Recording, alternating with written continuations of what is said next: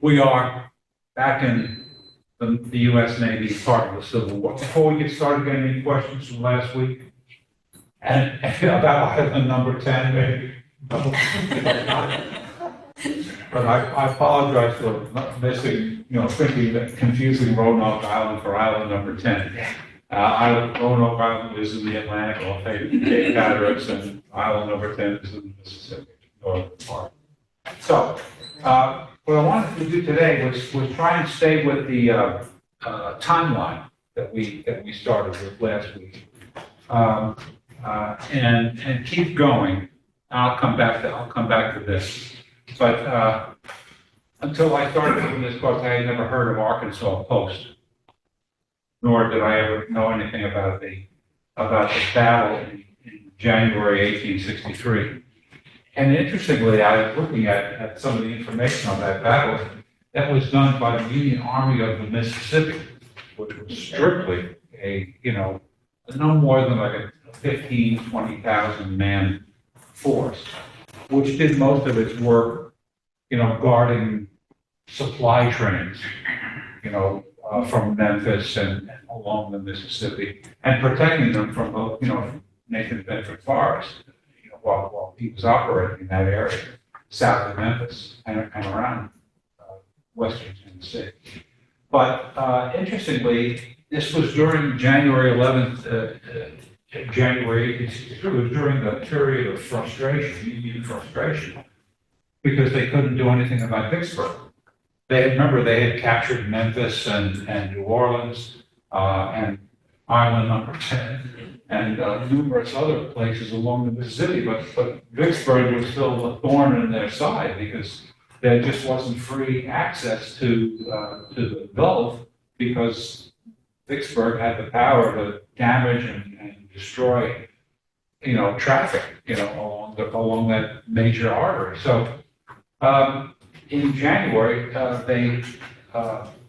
General McClernand was the major general in charge of the Army of the Mississippi.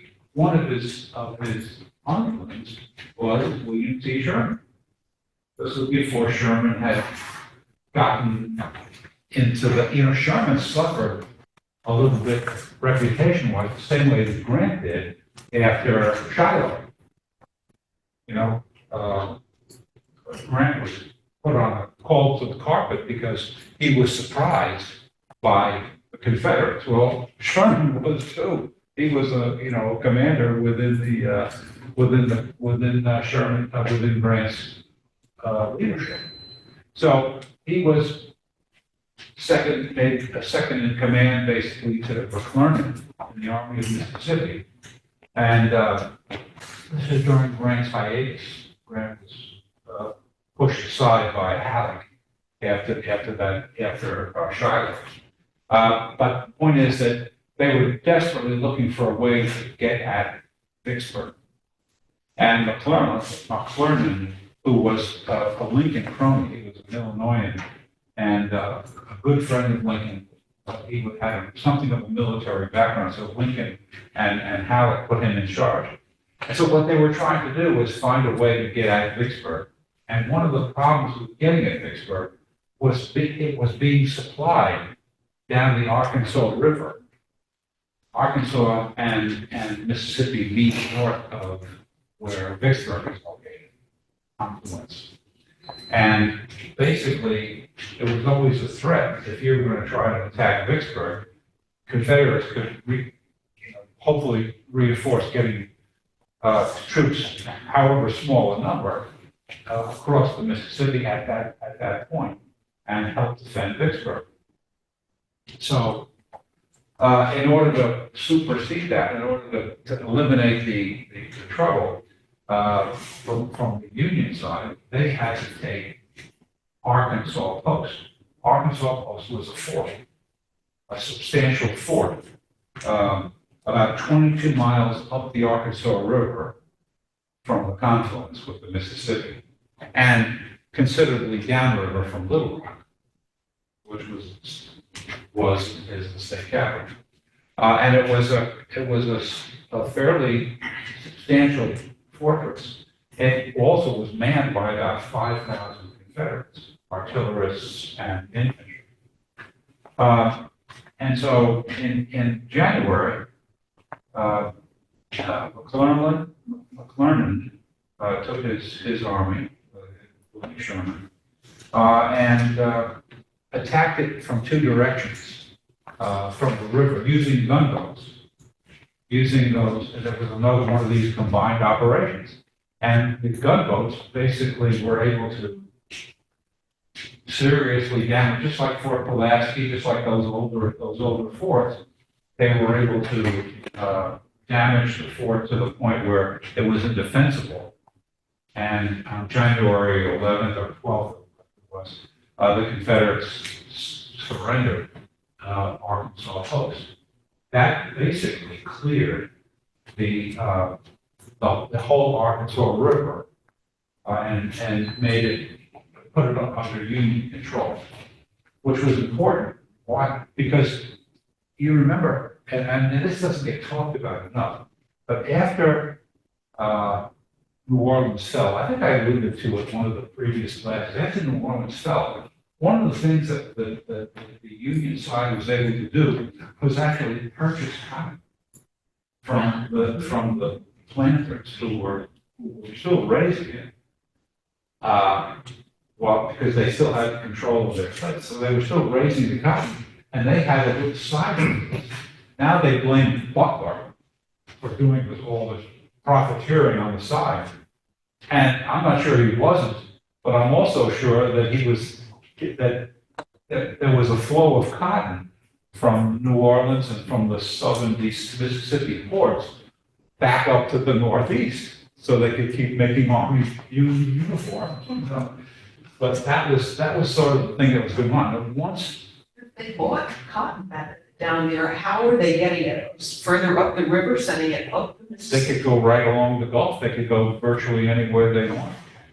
Once New Orleans was cleared, the planters were still they could still get their cotton to New Orleans, to the docks. And so they go put it on ships and made the deals with the Union administration of New Orleans. And the Northeast was getting cotton. Same was going to happen with the Arkansas River. There were numerous plantations along that river. And not only did McClernand end the threat, the military threat on the Arkansas River, they also opened up commerce and cotton for the Northeast. The same was true, actually, the next year in 1864. I'll get to that in a little while. Of the Red River Campaign. Same situation, and they had enormous amounts of cotton that they could get access to if they could stop the Confederate military from interceding. Interestingly, the planters, whose sons were in the Confederate military, were doing everything they could to sell the cotton, whereas their sons in the military were doing everything to fight off Union control of the river so that they couldn't sell anything. So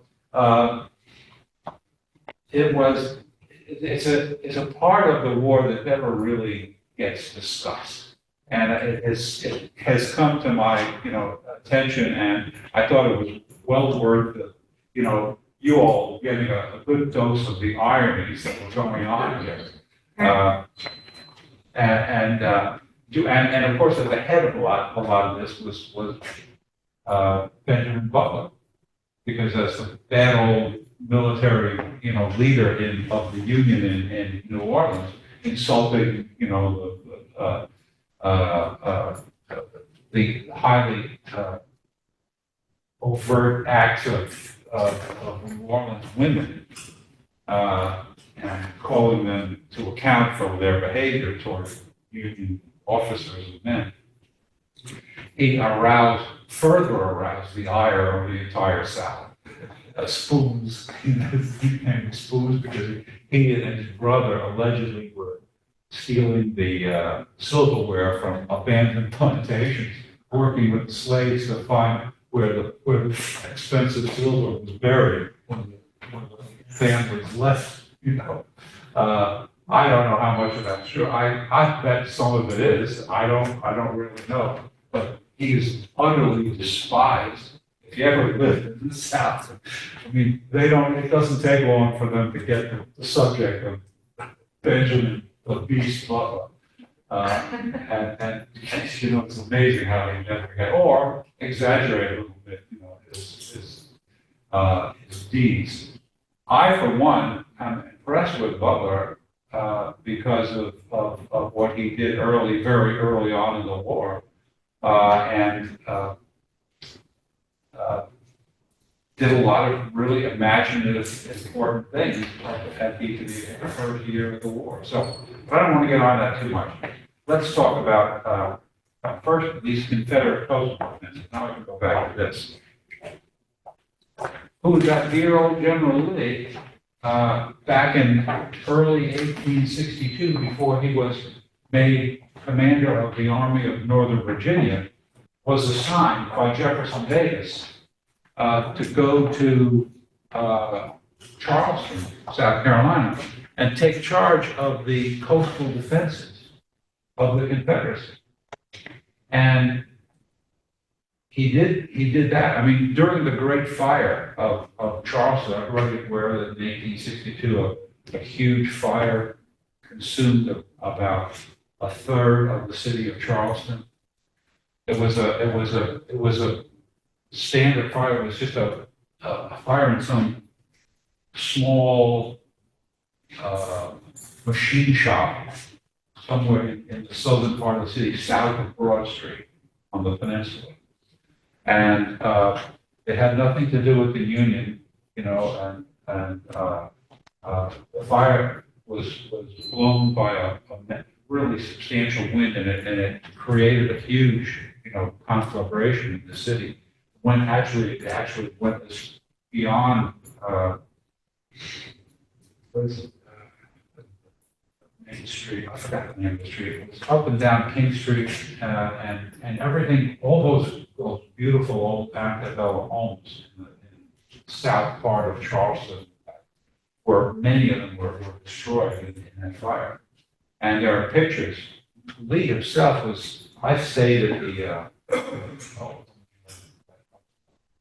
this great old hotel there. It was extant before the Civil War. Lee was actually staying and helped try to put out the fire, but fire actually burned buildings down all around. It burned down Institute Hall, which is where the original secession acts were done by the state of South Carolina. But it didn't get the hotel. The Mills House was the name of the hotel. And I've been able to stay there myself. I happened to work for an organization at meetings. It's a great old hotel. But Lee was there, and while he was in charge of the coastal fortifications, he came to the conclusion that they were virtually indefensible. That if you put considerable numbers of men out there, that the men would be lost, and it was just impossible to defend every fort, every port, every inlet to every river. And of course, that made things pretty vulnerable, especially in some of the cities that were not that far upriver. And so that became a target. Now, Lee suggested, and they did follow his leadership generally, that they should mount their forces, organize and keep their forces upriver in front of cities, and do everything they could to make fortifications in front of the city. But it was a tough job because there weren't a lot of, a lot of the cities were, along those rivers, they're not high, not like Vicksburg. They're all down low, and that makes them vulnerable to Union ironclads. And if the ironclad get up the river, which many of them could, they could do a lot of damage. And over time, they did. But at first, basically the first 2 years of the war, the Union was still in in the process of building is blockading. So they didn't really, they were satisfied just to be able to blockade all the North Carolina, South Carolina, and Georgia coast without going upstream and attacking cities and the like. So that's what Lee did, and you know, he tried to establish the defensive positions beyond the range of those guns. So basically, after Fort Pulaski was obliterated early in 1862, that was the death knell for strong defenses of the coastline. So they were giving up the coastline, but not giving up the cities. But as time went on, they became more and more frustrated, but less and less able to react to the ongoing strength and growing strength of the blockading squadrons, and to the incursions of the Army units that were part of the bases, the southern and northern Atlantic coast squadron bases. And so it became more and more difficult, but the Confederates were less and less able to deal with it. So that they just had to live with it. And that's why the blockade became such a strong success. They were able to build the blockading squadrons and keep sizable numbers of troops at those bases. And the Confederates were less able to organize and gather enough troops to move those substantial bases. They didn't have enough people to do that. And as time went on, after 1863, after Gettysburg, and after a lot of things were happening, they were barely holding on in Virginia to Grant's ever-increasing, armies and the Army of the Potomac, which after Gettysburg became a stronger, more confident, ground organization. So this is how things were working against the South. And again, things were going on simultaneously on the coast and inland. Yes. So just once again, on the basis that the Union had in the South on the coast. Today when you think about like the coast is prime property, everybody wants, and it's so populated, but those back then, I imagine it was fairly remote. It was just farms. Absolutely. So Absolutely. that distance is what made it so easy. Right. It made aggression against them from the ocean easy. It made, if you could get the blockading squadron to sit outside the Hatteras Inlet, or inside the Hatteras Inlet, and just block any traffic that comes through. Well, that's potent. Sure. And if you station a couple of fortresses full of infantry troops, then it's almost impregnable to fight because it's inaccessible, and they didn't have the boats of the ships that go and attack it. Right. That was their problem. They couldn't build sizable ships. They couldn't build rams. They built some rams, but only because they couldn't build well-engined ironclads to go out and fight. They had the ironclad, but they couldn't move fast enough, and so they just used them as little forts, part of the fortifications of a port city. They did that in Mobile. They did it in Wilmington. They did it in New Orleans unsuccessfully. They did it in Memphis unsuccessfully. They couldn't use those ships the way they were intended and the way the Union Navy did it because of the technology and the manufacturing capabilities north. So that was January, and they took Arkansas Post on the Atlantic side. After early 1862, Lee saw that it was that they'd have to rethink their coastal defenses and essentially give up. See, back in January and February 1862, the blockade wasn't that strong yet. So by giving them the blockade, at that point, many blockade runners could get in and out of the ports without too much trouble. But as 1862 moved into 1863 and later, they were getting strangled, and the blockade runners were getting caught, and that was the conundrum. That it was an unmanageable situation. So well, let's talk about those. There was one I have a note here. New ocean-going gunboats allowed Admiral Samuel DuPont to send expeditions up southern rivers, not to capture them, but to just explore and see what damage they could do. The interesting thing is when they established Port Royal as the southern headquarters for the southern blockade squadron, Port Royal is very close to the South Carolina, Georgia border. And thus, it was a wonderfully strategic place, not only to help shut off Charleston, but to shut off Savannah. And interestingly, very early on in the war, those were great, Edisto Island. I'm sure maybe some of you have heard of it. It's a big vacation area, just like Hilton Head. Those were great plantations for cotton. And what happened was early on in the war, they became indefensible.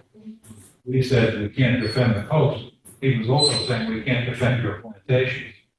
So a lot of people were not particularly happy with General Lee, but they had no choice. My point would be that when the planter families left, who do you think took over? Slaves. And that they had slave colony. Edisto Island became the largest newly freed slave colony in the South. Thousands of slaves, they would come to and they would be brought to Edisto Island because they were doing a lot of cotton growing. And of course, who would be there to buy it but the Union military? And they would ship it up and keep the Northeast busy, making uniforms, doing everything they needed to do to support the Union war effort. So DuPont and others would go up the rivers and essentially recruit slaves to come to Edisto Island and other such islands, including Hilton Head, in right in the immediate Port Royal area, in the immediate Charleston area. Is that the Gullah people? What are you talking about? The Gullah? The Gullah? The Gullah people, they're in islands off of South Carolina. Yeah. I'm not sure what but I'm sure if they were like, they were newly, and after January 1st, 1863, they were free because of the Emancipation Proclamation. They were forever free, and as a result, it became a very popular destination for newly freed African American slaves. So, all those things were going on, and it didn't take that long for these things to start falling apart. And what did it do to the southern, especially the wealthiest, some of the wealthiest planters in the South were on the coast because they had not only cotton but sugar plantations, and especially in New Orleans. Along the Gulf Coast for some reason. But rice plantations were also very big down in South Georgia and South Carolina. And so between the rice and sugar and cotton, there was all kinds of commerce and all kinds of value and wealth that the Union was accruing and was crippling the South even more economically because they couldn't get to their own. This is where they made their money traditionally big, even the wealthiest planters. And when their states couldn't protect them and the Confederate government couldn't protect them, they were starting to lose their patience with this enterprise called the Confederate States of America. And it was causing rifts. It was already causing rifts as early as the middle of 1860s.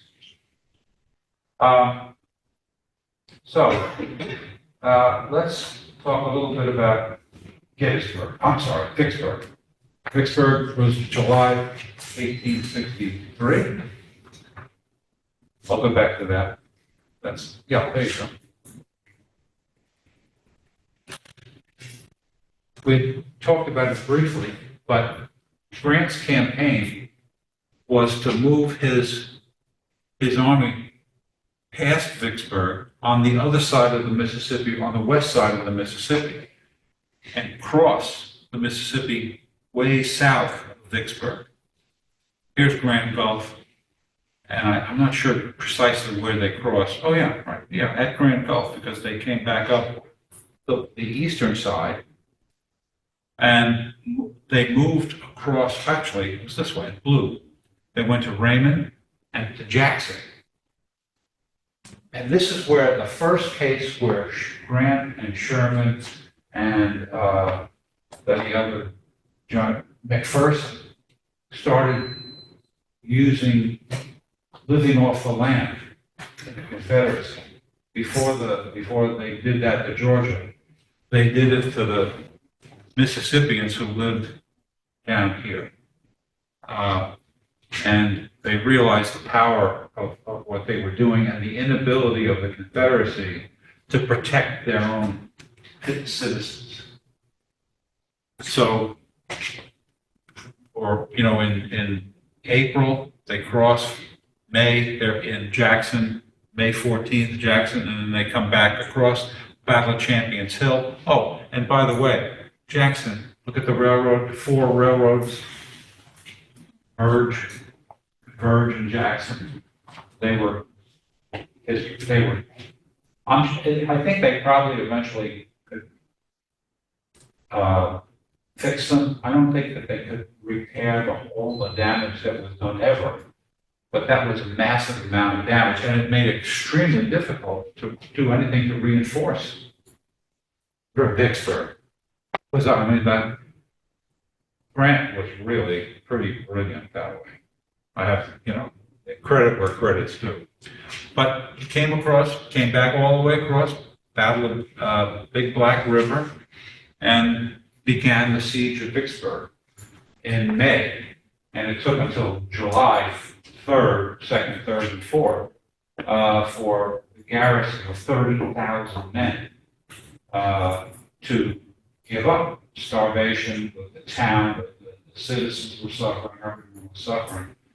And Pemberton, John C. Pemberton, who was the Confederate general in charge, who was a native of Philadelphia, Pennsylvania, felt like he could get Grant to give him good terms if he surrendered on the 4th of July.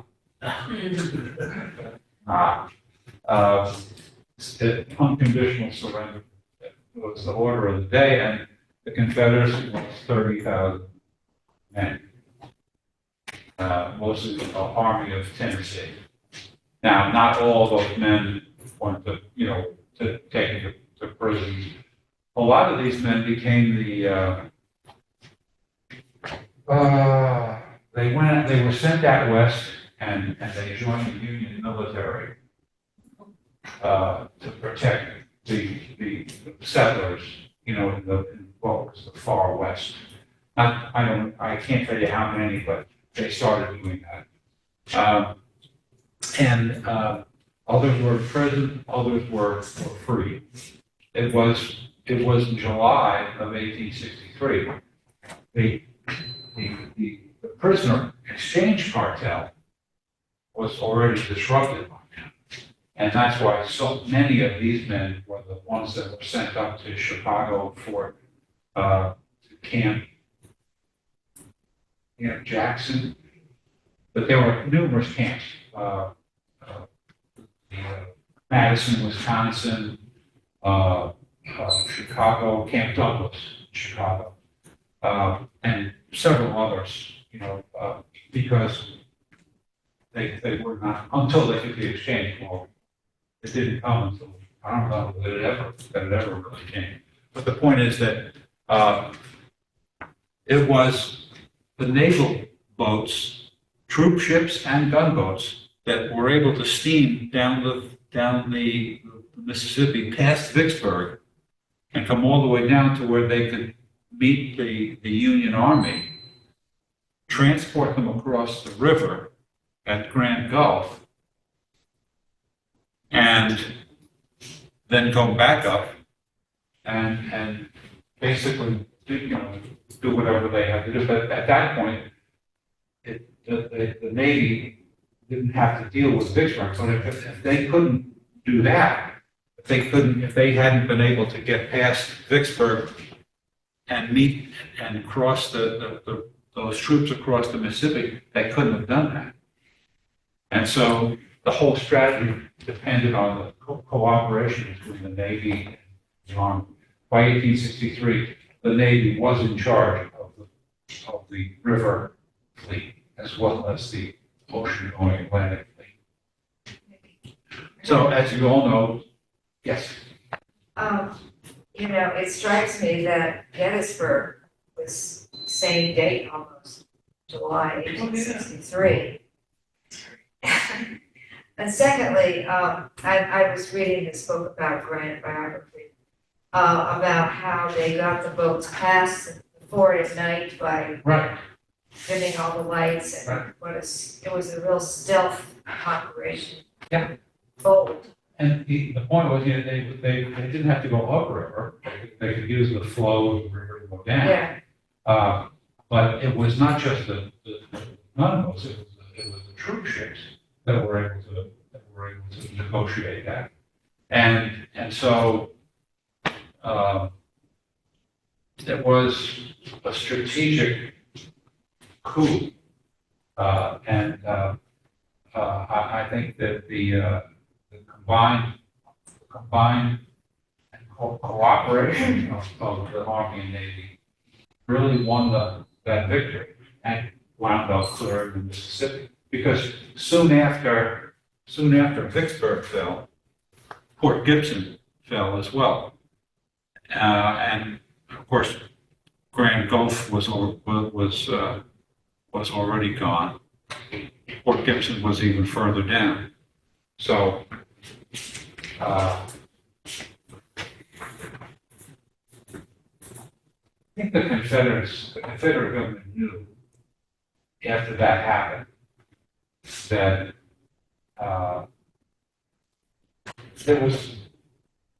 they were far more vulnerable to the Union industrial effort than they thought that they would ever be.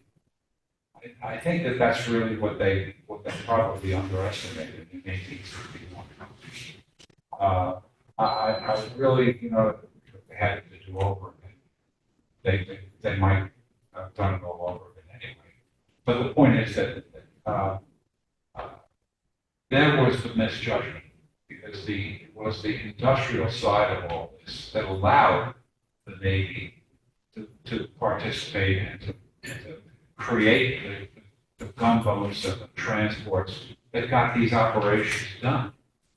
World War II, same way, right? Well, The yes. United States hadn't been such an industrial might. Yeah, it's really amazing to me that those guys thought they could secede and nothing was going to happen.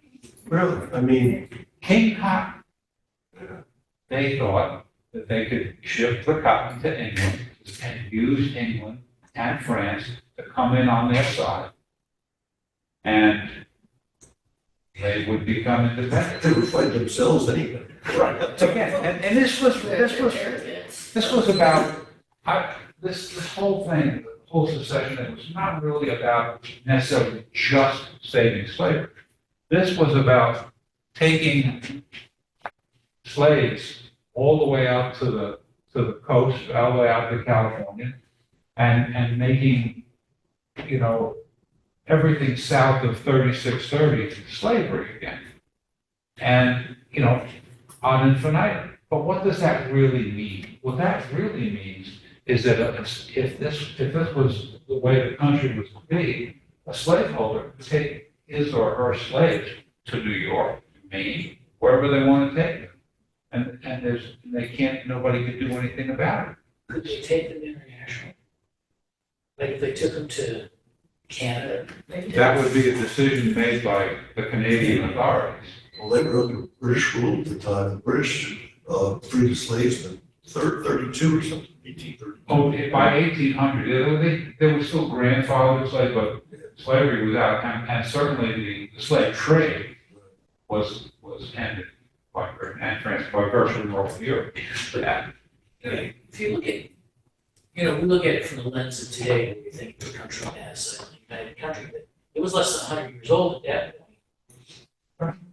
How fervent did people in the North feel about keeping the Union together? Or might they have said, hey, you know what? All right, so it's a separate country down south. I think the answer to that question, I've thought about it a lot.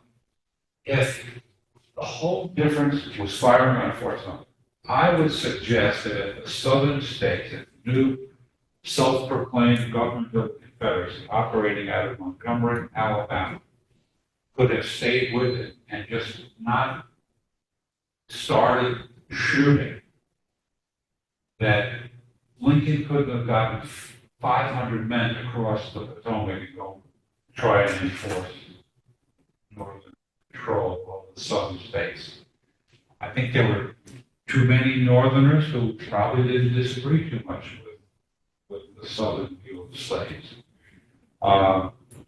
And certainly nobody wanted a war.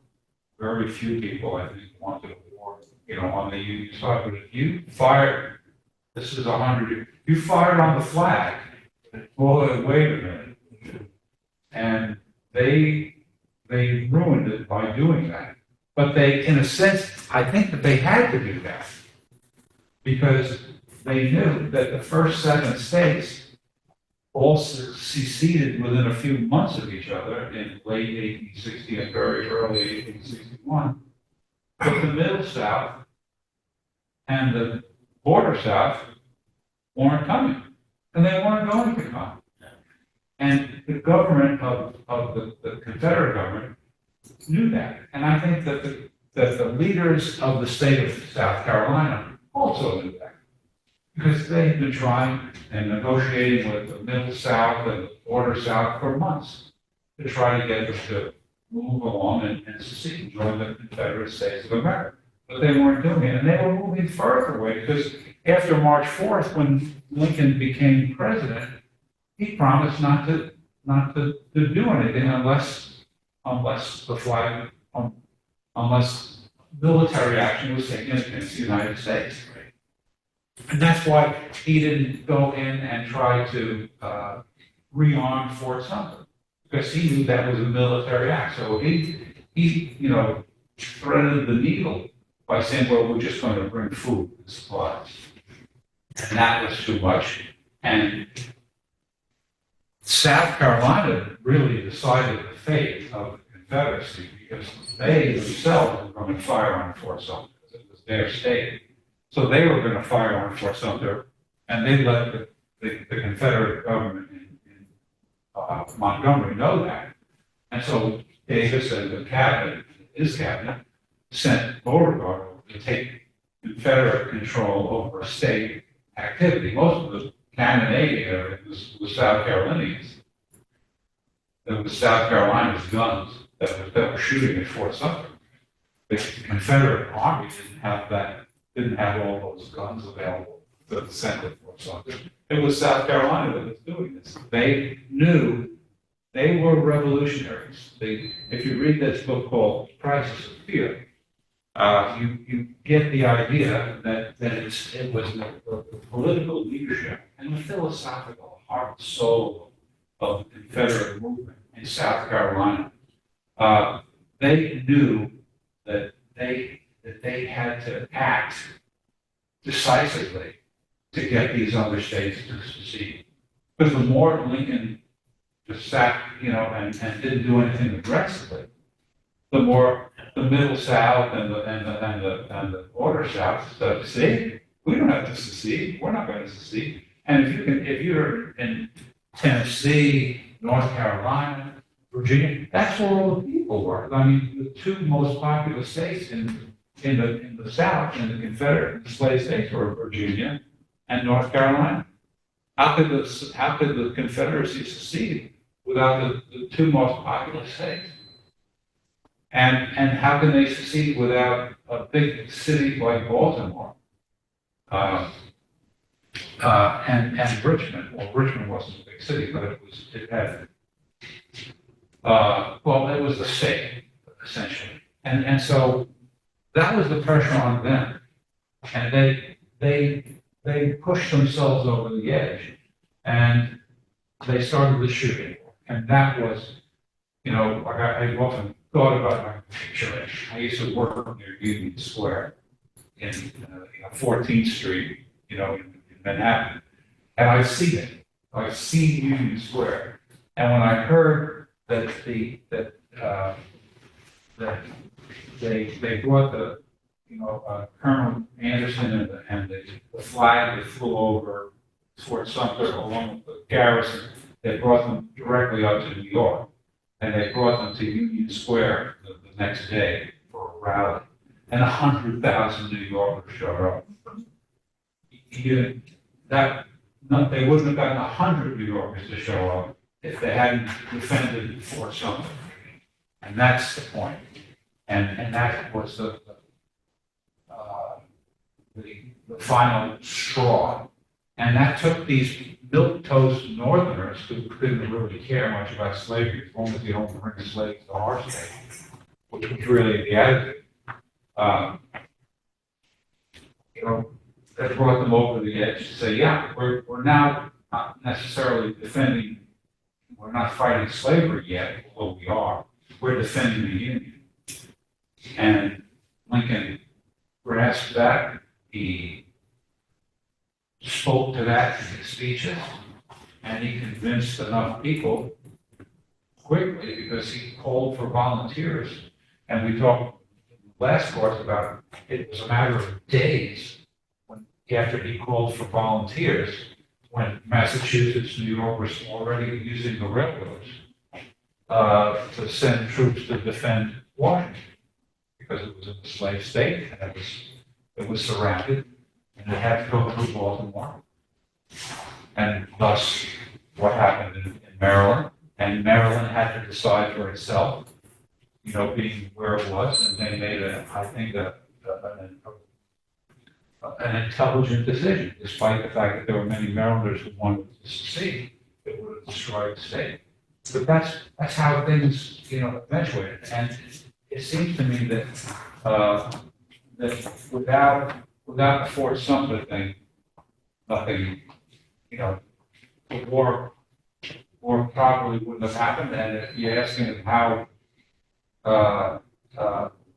it might have gone without shooting, it might have worked, but I don't think that those mostly the Middle South and the Border South didn't really want us to see, including Virginia.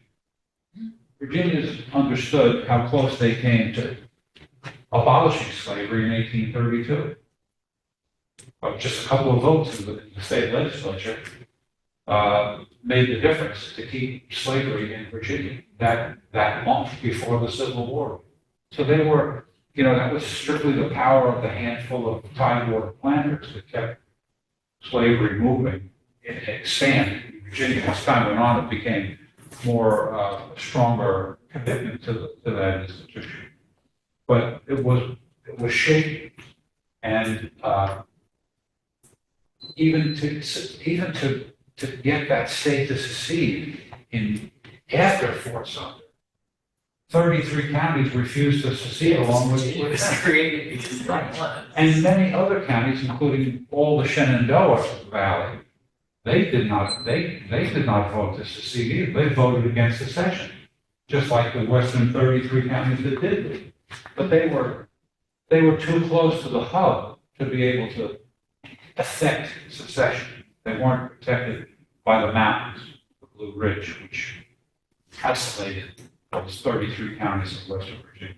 Otherwise, the Shenandoah Valley would have seceded either. And to the same subject, the mountain areas of North Carolina, Georgia, Alabama, Tennessee, Kentucky, those areas were all against secession from the very outset.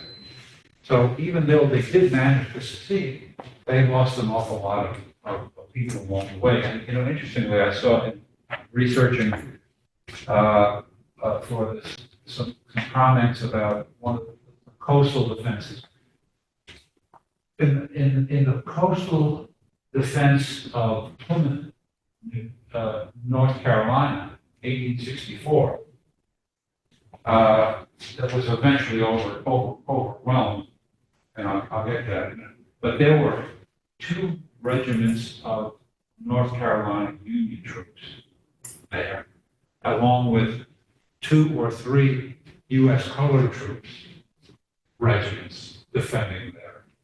And so it's clear that so many true Southerners were fighting against, literally, not only not fighting for the Confederate Army, but they were fighting for the Union side because they could not buy into the Confederate concept.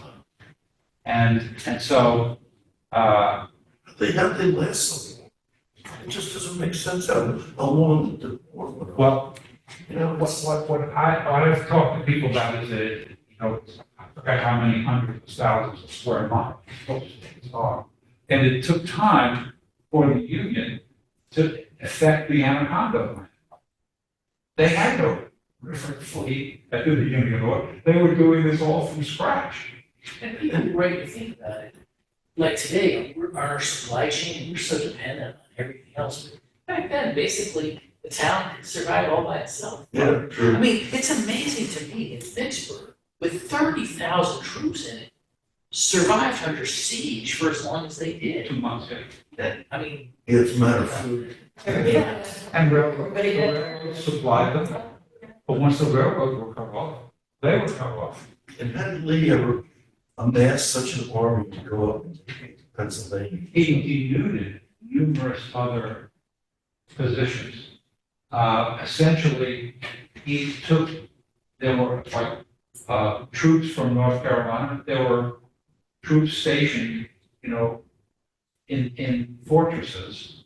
And basically he got as many of them, he probably had about 45 to 50,000 maybe in the Army of Northern Virginia after the Battle of Second Manassas.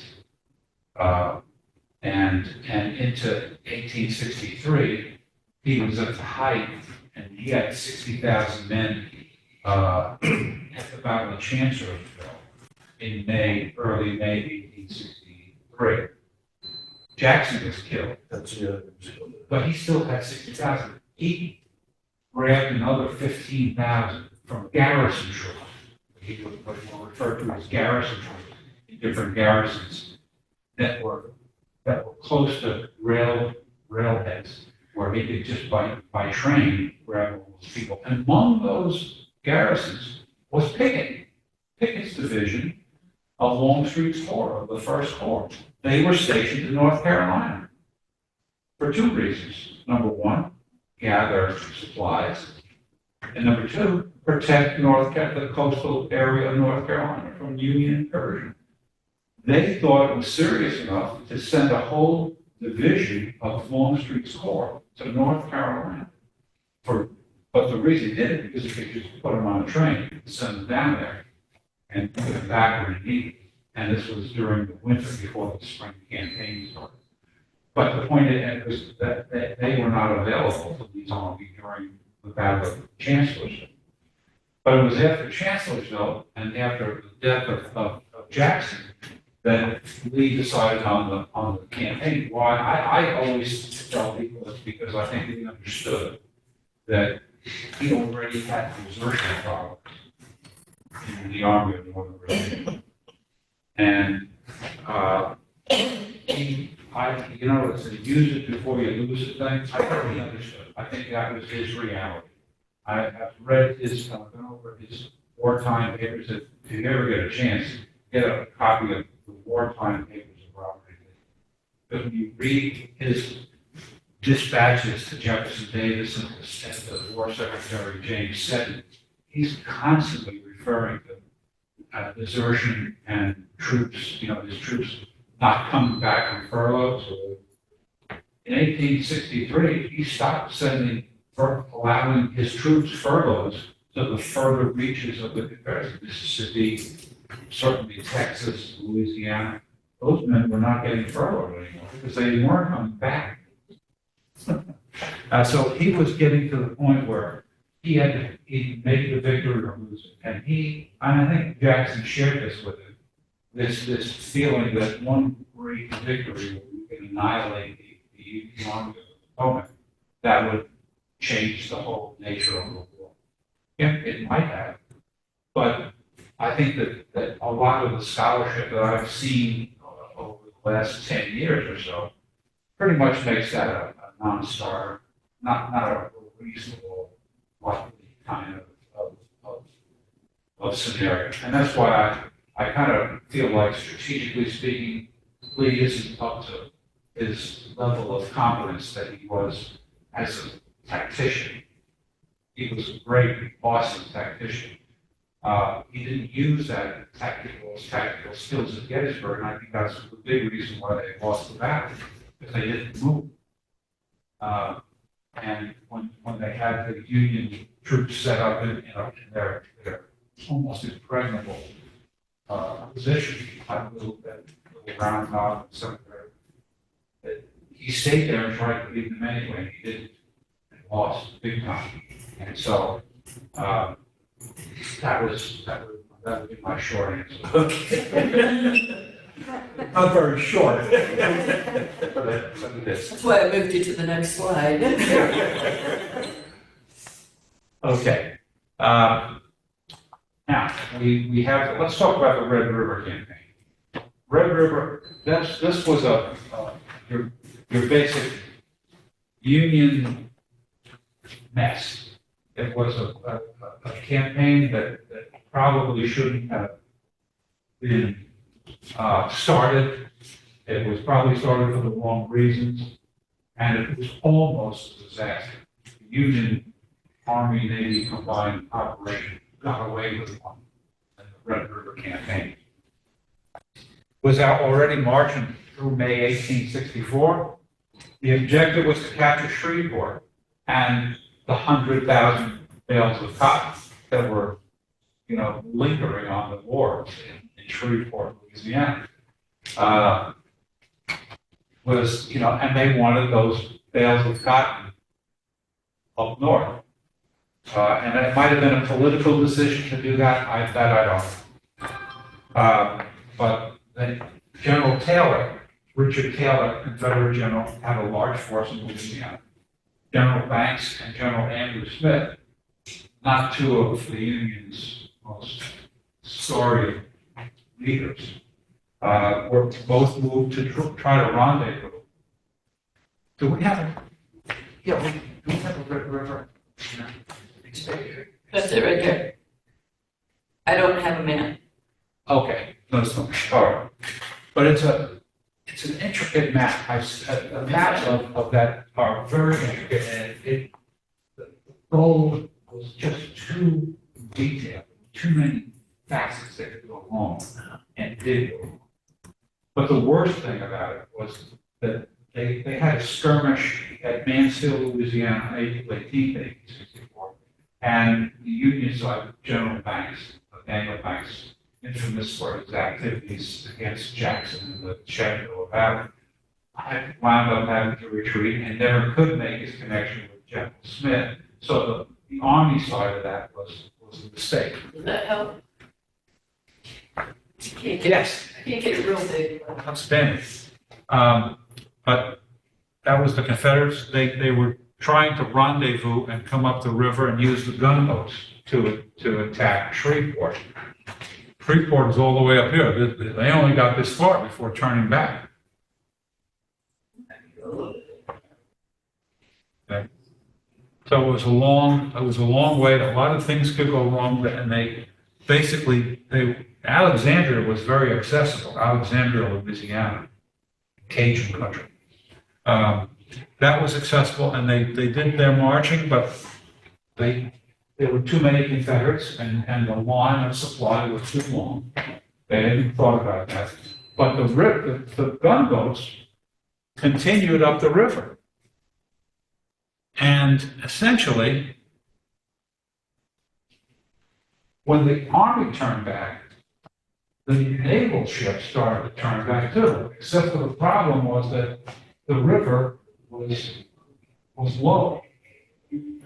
And where they could get over low points in the river getting up, the river had gone down so far, they couldn't get the boats back over the river. So they had all these incredible feats of engineering to just try to get the boats to escape, because they would have been captured. They didn't burn them themselves, they were captured. So it was a complete Union fiasco. And it's not like they had a great battle. The Battle of Mansfield was no great event, casualty-wise. There were 13 ironclads and tin-clads as well. There were ironclads were military, tin-clads were just to move troops and to move products, move cotton, from one point to another, where they had some protection from, flaming arrows, burn the cotton on the river. But the point is that it was a disaster. But they were able, I think they lost one,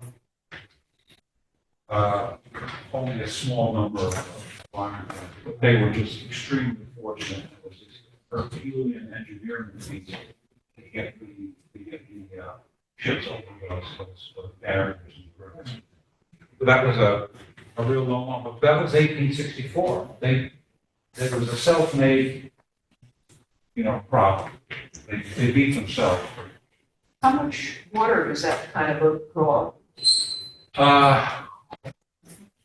Somewhere it's in a handout.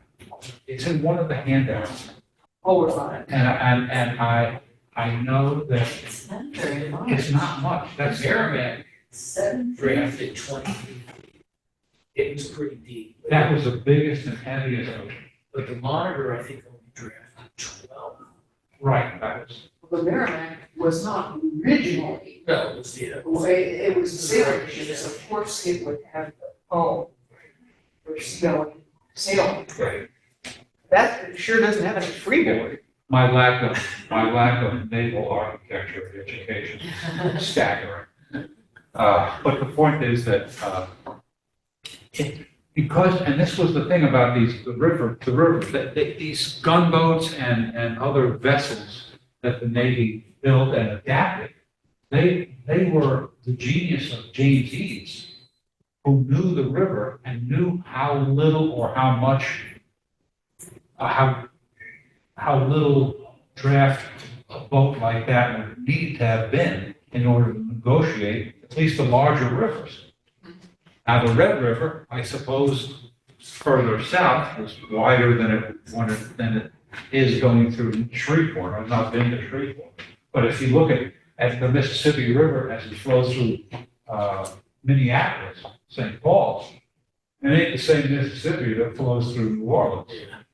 And that's the point that I would make. The further you went up the river, the more tenuous it was for any boat of any size, much less a gunboat that's laden with that kind of artillery and armament. So that was the Red River campaign.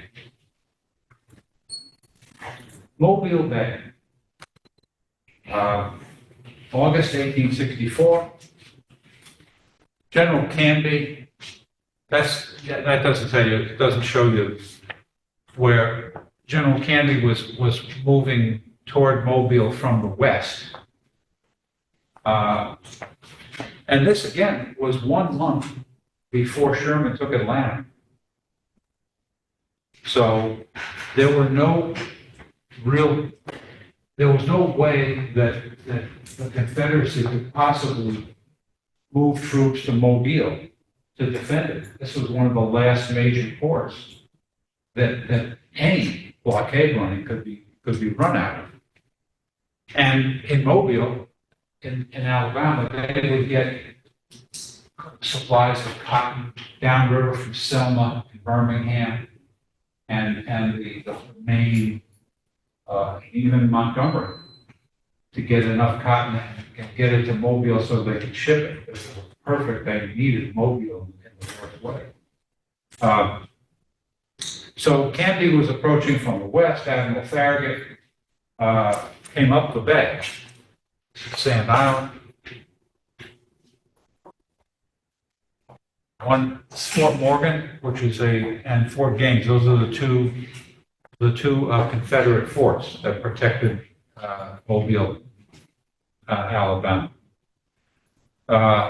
One Union ship was struck by a torpedo, and the rest of them just damned the torpedoes, full speed ahead. Admiral Farragut, famous for that. That's where he said it. And it was a matter of just going through it, just going through one way or another. He had a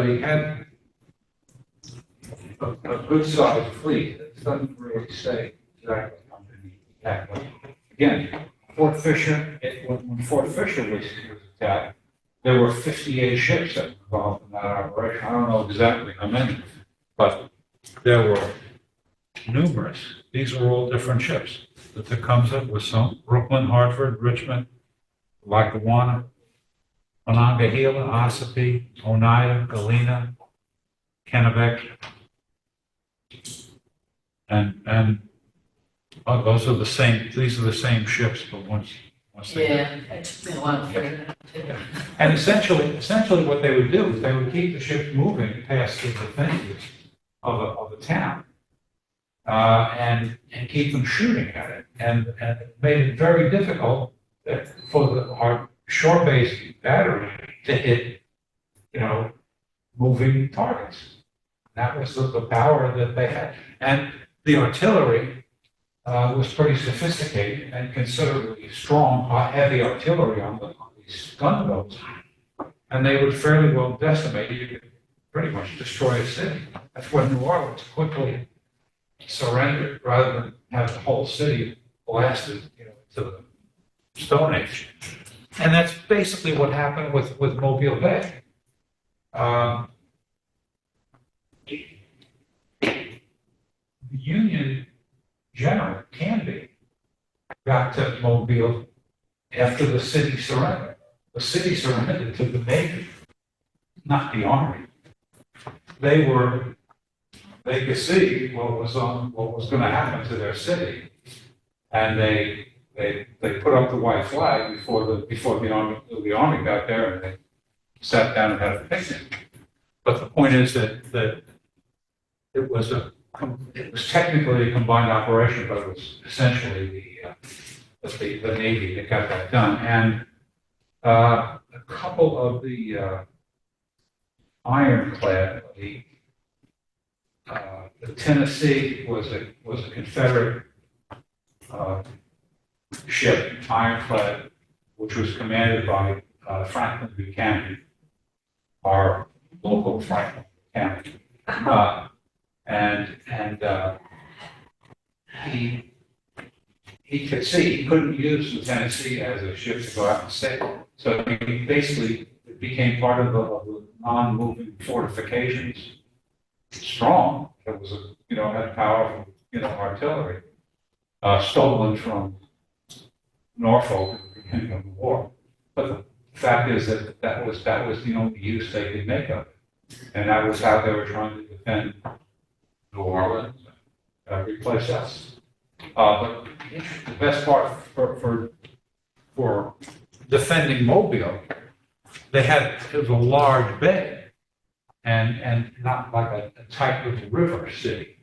And so, it was, more difficult to take. You needed more power, more ships.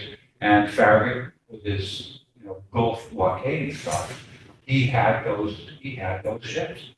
And he used them. And even though this area, this little small isthmus was heavily mined, Farragut just said, okay, we're doing this anyway. They essentially did. And I never really thought too much about the impact of losing Mobile, but the timing, even as the Confederates were struggling to try to maintain Atlanta, it had an impact, on the 1864 presidential election, just like not as great as Atlanta, the loss of Atlanta, but the fall of Mobile was big, big news. And combined 30 days later with the fall of Atlanta, that was part of the crushing blow to the Confederacy. And that was one place where the blockade runs were probably running fairly effectively, even up to 1864. And once Mobile was lost, it was shut down. So that was a powerful, another, I think death knell, and when you add Fort Fisher in January of 1865, as this all indicates, 9,000 men and 58 ships. Try and defend yourself, with that kind of overwhelming naval power.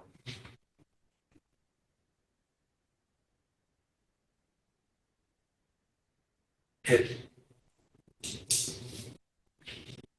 was simply too much. General Hope was a North Carolinian, and interestingly, he was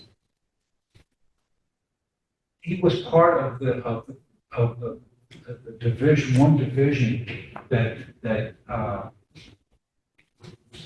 Lee sent to North Carolina in 1863 and tried to get back for his Gettysburg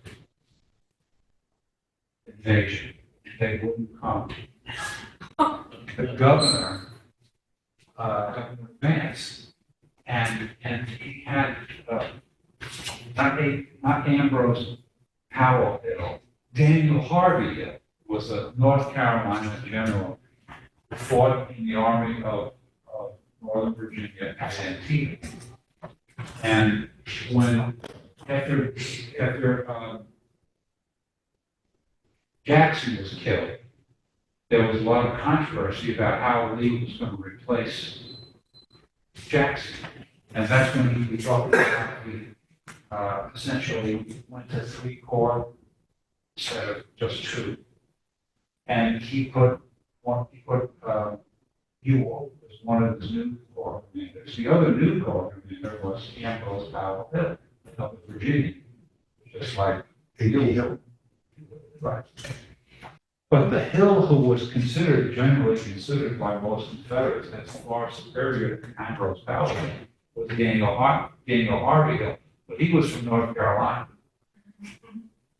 So he didn't quite cut it. Lee wanted, he kept his army up northern Virginia. That's why I always feel like Lee was fighting for Virginia first and the Confederacy second. I think there's something to that. But the point is that Daniel Harvey was very unhappy and made it clear that he felt like he was being rated second because he wasn't a Virginian. And so when Lee called for all those troops to come back to join in the invasion of Gettysburg in Pennsylvania, Daniel Harvey Hill and Governor Vance and the powers that be in North Carolina just refused. They refused Jefferson Davis and Sedgwick and they got away with it. So they were still here. They were still in North Carolina in late 1864, guarding the coast and that inland group.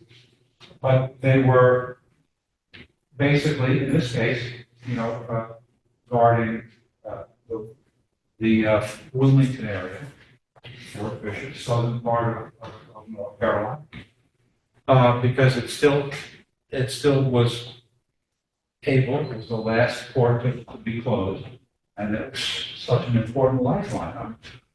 If I was the governor of Vance of North Carolina, I could make a powerful argument that we needed to keep these troops here to keep this port open. But with Admiral Porter, General Terry, 9,000 men, 58 ships, almost indefensible, even for a boat. 1,900 Confederates, 2 days of fierce battle. Union troops move up the Cape Fear River, capture Wilmington. Oh, the end of any Confederate ports on the Atlantic side or the Gulf side. That is essentially the culmination of the Anaconda Plan, which, as we said early on, was a piece of paper when it was written up by General Winfield Scott. I guess it was very early 1861 when he was creating some plan. He didn't have any ships that could do that. But in the meantime, in the 4 years, and this is why it took as long as it did to affect the Anaconda Plan, to affect the lines of supplies, and continue to build the railroads. And that's why Baltimore was so important, because the B&O Railroad created hundreds of locomotives and many hundreds of railway cars, trestle, iron tracks to keep building and keep repairing. It wasn't building more, it was repairing the damage done by Nathan Bedford Forrest and Jeb Stuart and Confederate cavalry and men like the Virginian who he wasn't the army, he was a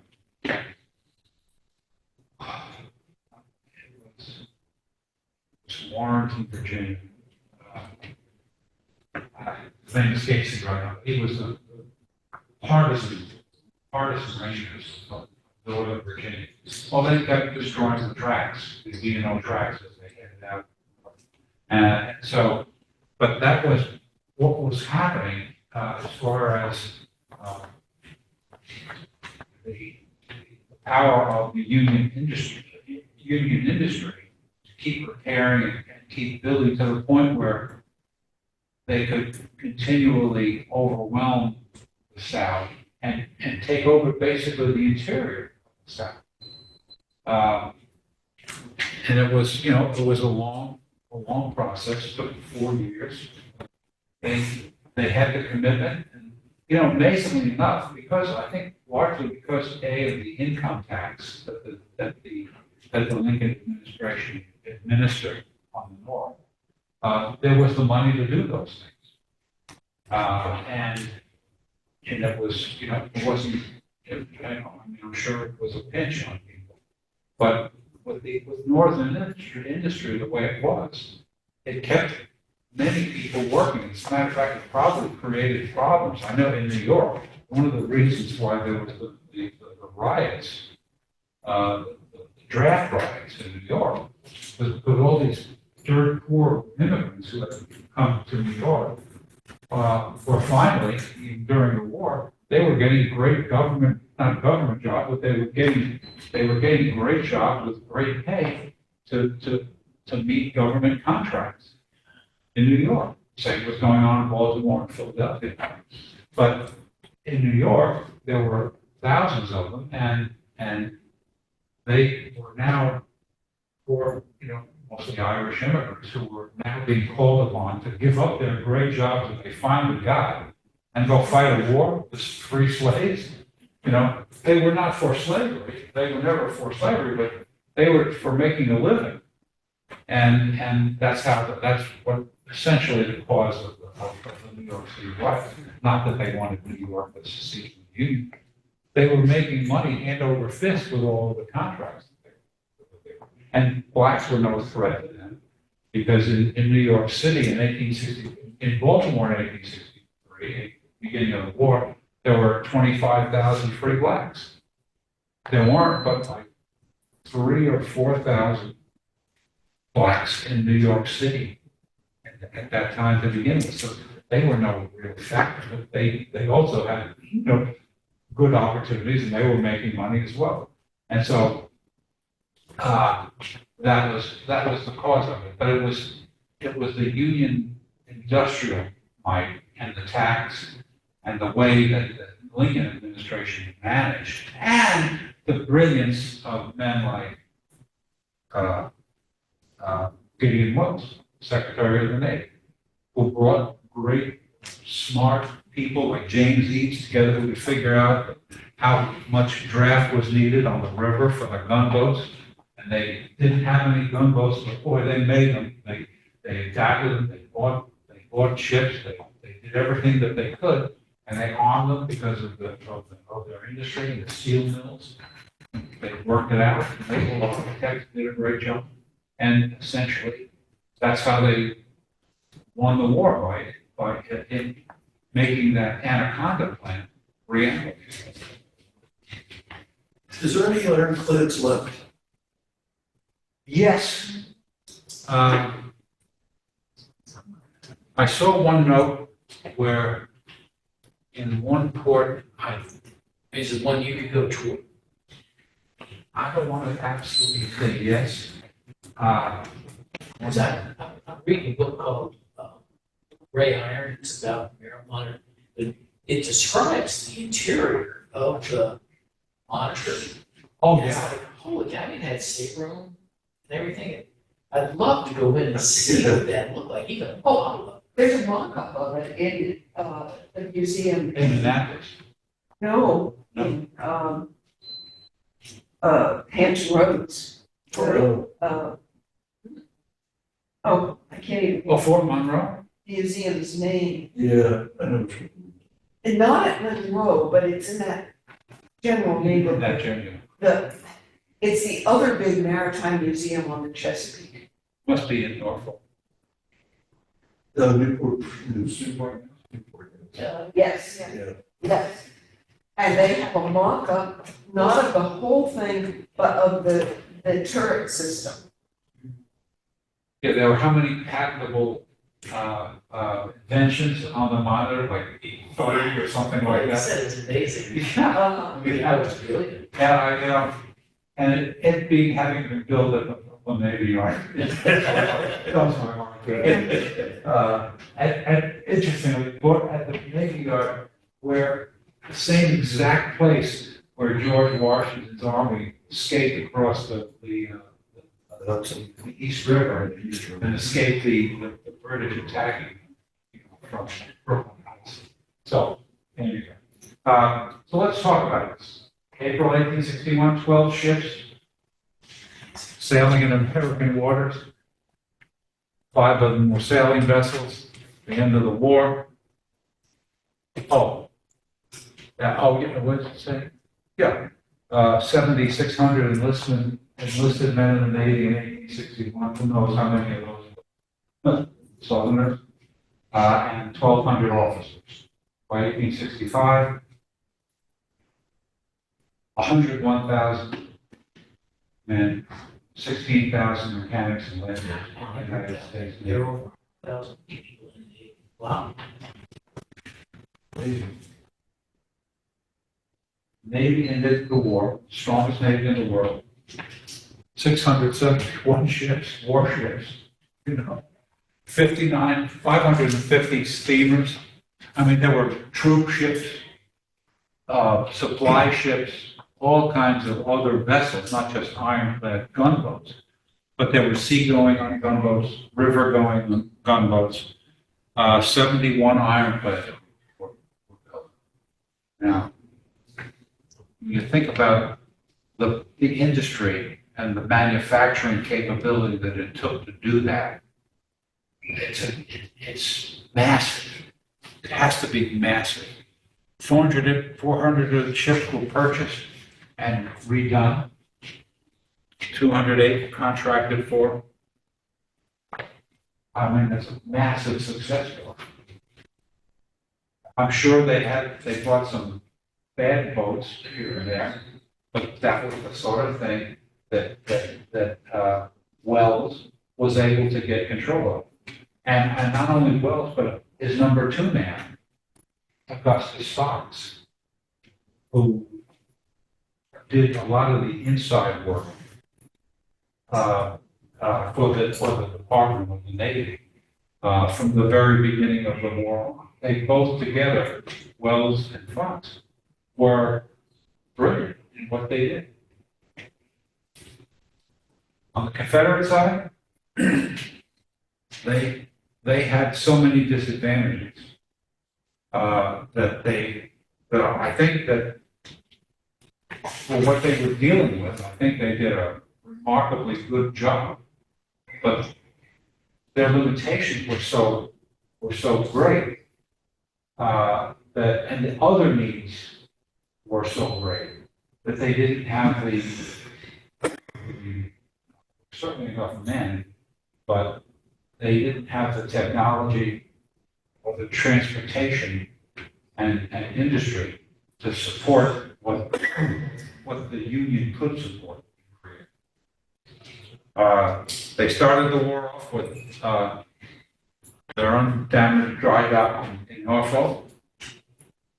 All the cannon that were absconded, at that point, the ironclad Virginia, the Alabama, Huntsville, these were underpowered.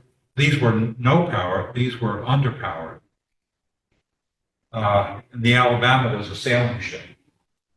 The U.S. the CFS Alabama, which was eventually sunk off of Brest, France, on June 19th, 1864.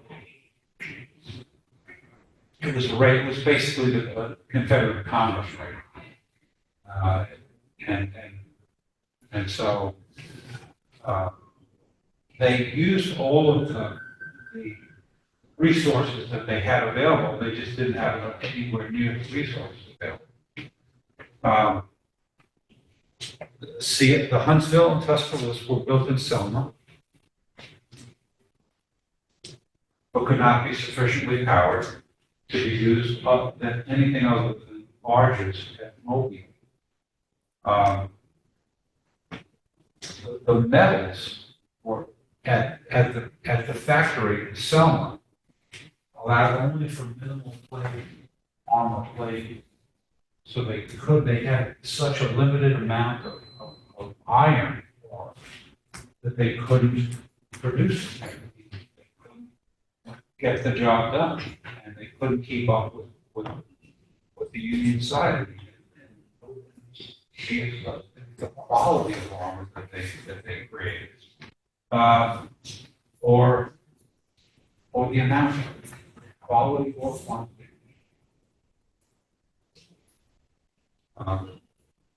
And shortages on skilled workers.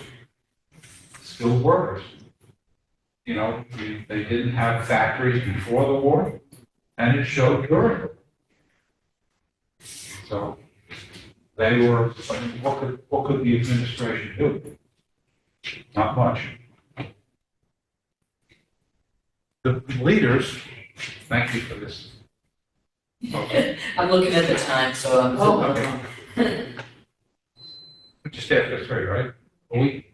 3 o'clock is when we're supposed to be done. Go Okay. That's it. You can. Okay. James Bullock, he was the man in England he contracted for the steaming, the boat, he contracted with the British to make ships and to buy ships.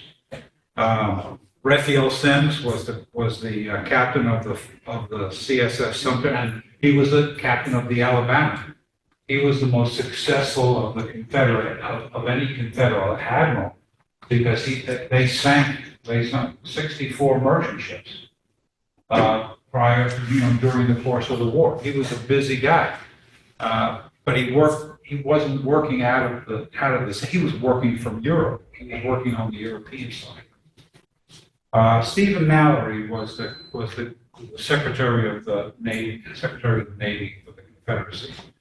And he didn't have the manufacturing